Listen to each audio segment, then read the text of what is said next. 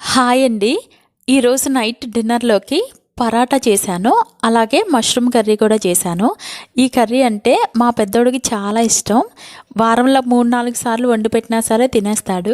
ఈరోజు వాడు వండమన్నాడనే ఈ మష్రూమ్ కర్రీ వండుతున్నాను.